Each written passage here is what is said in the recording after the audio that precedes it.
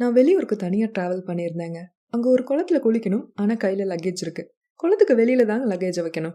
நிறைய பேர் சுற்றி இருந்தாங்க, ஆனால் எல்லாருமே எங்கெங்கேயோ இருந்து வந்த தெரியாத நபர்கள் தான். அப்போ ரேண்டமாக செலக்ட் பண்ண ஒரு பர்சன் ரொம்ப சாதாரணமாக தனியாக நின்று துணி மடிச்சிட்டு இருந்தாங்க. அவங்க கிட்ட கொடுத்துட்டு குளத்துக்கு போயிட்டேன். எது வச்சு அவங்கள நம்பினேன் அப்படின்னு கேட்டா, அப்போ தோணுச்சு அவ்வளோதான் அப்படின்னு சொல்லியிருப்பேன்.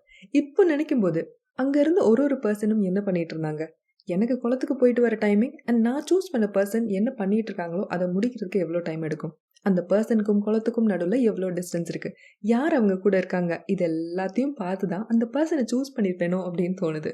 ஆனால் இதெல்லாம் என்னையே அறியாமல் எனக்குள்ள டக்கு டக்குன்னு நடந்த calculations so judgements. 30 second to 45 செகண்ட்ஸில் இவ்வளோ கால்குலேஷன் நடந்திருக்கு. சுற்றி கவனிச்சேன், டக்குன்னு ஒரு ஆண்டியை பார்த்து இந்த லக்கேஜை கொண்டு பார்த்துக்கோங்க, குளத்துக்கு போயிட்டு வந்துடுறேன்னு சொல்லிட்டேன். போயிட்டு வந்தாச்சு. இதே மாதிரி உங்களுக்கு நடந்திருக்கா?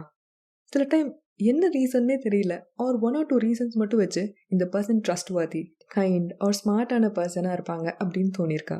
சில டைம் அந்த ஜட்ஜ்மெண்ட்ஸ்னால நம்மளுக்கு நல்லது நடந்திருக்கலாம், அல்லது ஏமாற்றமாயிருக்கும். That's the halo effect in action. இது ஒரு மென்டல் ஷார்ட்கட்டுங்க. இங்கே பார், நீ ரொம்பலாம் உன் பிரெயினை யூஸ் பண்ணி யோசிக்காத. டீசெண்டாக ட்ரெஸ் பண்ணியிருக்கான், அமைதியாக அழகாக பேசுகிறான், அப்புறம் என்ன க்ரீன் ஃப்ளாக் தான் அப்படின்னு ஸ்னாப் ஜட்ஜ்மெண்ட்ஸ் எடுத்திருப்போம். That aren't always accurate. Well dressed பர்சனுக்கு பின்னாடி ஒரு கான்ஃபிடன்ஸ் பூஸ்டிங் ஃபேக்டர் இருக்கும், rather to impress others. Messy ஹேருக்கு பின்னாடி ஒரு ஜீனியஸ் மறைஞ்சிருக்கலாம். ஸ்பாயில்டு கிட்னு ஜட்ஜ் பண்ண பர்சன் ஒரு குழந்தைங்களுக்கு பின்னாடி ஹெல்த்தி குட் ரிலேஷன்ஷிப்போட ஒரு ப்ரொவைடர் மைண்ட் செட் இருக்கும் ஃபேமிலி இருக்கலாம். சார்மிங்கான ஸ்மைலுக்கு பின்னாடி poor intentions, gentleman or woman பிஹேவியருக்கு பின்னாடி கைண்ட்னஸ் இருக்கலாம். ஆனால் ஃப்ளர்ட்டிங்காக இருக்கும்னு ஜட்ஜ் பண்ணியிருப்போம். அதனால் நெக்ஸ்ட் டைம் குவிக் ஜட்ஜ்மெண்ட் எடுக்கும்போது பாஸ்.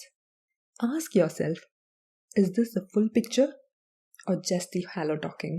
நீங்கள் கேட்டுட்ருக்குது திஸ் லைவ் டிக்கெட் பாட்காஸ்ட்.